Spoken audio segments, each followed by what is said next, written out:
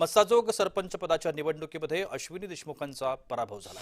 दिवंगत संतोष देशमुख यांच्या पत्नी आहेत अश्विनी देशमुख।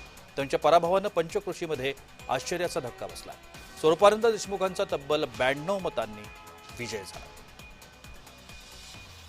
संतोष देशमुखांच्या पत्नी अश्विनी देशमुख खरं तर बिनविरोध निवडून येतील अशा पद्धतीची चर्चा होती, मात्र त्यांच्या समोर स्वरूपानंद देशमुख यांचं आव्हान होतं।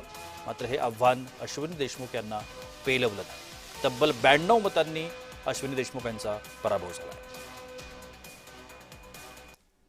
आरोप कोणी काय केले मला माहित नाही। मी पहिल्या दिवशी पण सांगत होतो, माझे मतदार राजा माझ्या सोबत आहे।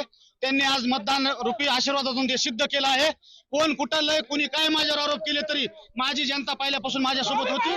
मी सांगितलंय, मी अगोदर बी त्या लढाईमध्ये पुढे होतो आणि इथून पुढे बी सदैव मी संतोष देशमुखच्या न्यायाच्या लढाईमध्ये समोर असतो। येणाऱ्या काळामध्ये फक्त गावातले आमचे काम कोण करू शकतो हे जनतेने ओळखून घेतलं आणि त्याच्यानुसार मला त्यांनी विजयी केले।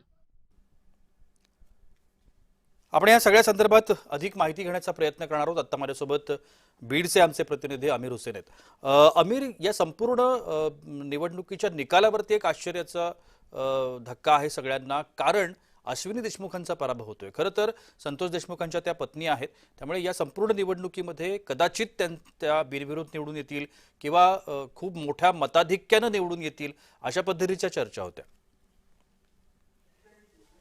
नक्की जर आपण बघितलं तर मस्साजोग सरपंच पदाचं आहे जे निवडणूक होतं, जे महाराष्ट्राचं लक्ष लागलं होतं, त्यात संतोष देशमुख यांची पत्नी पराभव झालेली आहे। आपण जर बघितलं तर दुसरे जे उमेदवार होते सरपंच देशमुख हे निवडून आलेले आहेत, 92 मतांनी ते निवडून आले आहेत। विशेष म्हणजे ज्यावेळेस संतोष देशमुख यांची हत्या झाली होती त्यानंतर अख्खा मस्साजोग त्यांच्या पाठीशी होता। अख्खा मस्साजोग नाही तर महाराष्ट्र उभा होता।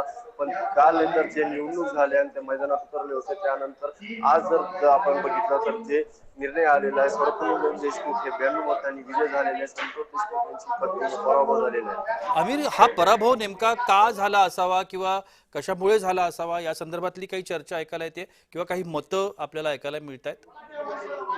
नक्कीच आपण जर बघितलं तर या पराभव का झाला आहे जे कारण आपण स्वरूपानंद देशमुख यांच्याकडून ऐकून घेतलेले। त्यांचं असं म्हणणं आहे की माझ्यावर अनेक आरोप झाले की मी परलीतून पैसे आणून इकडे उभा आहे।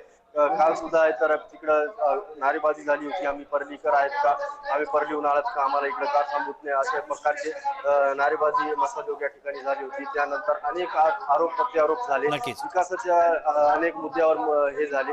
सरपंच देशमुख हे म्हणले होते की त्यावेळेस निवडणूक लागल्याने मी जिंकून येईल, त्यानंतर हे सगळ्या गोष्टीची मी उत्तर देणार आहे। धन्यवाद अमीर, आपण दिलेल्या विस्तृत माहिती कर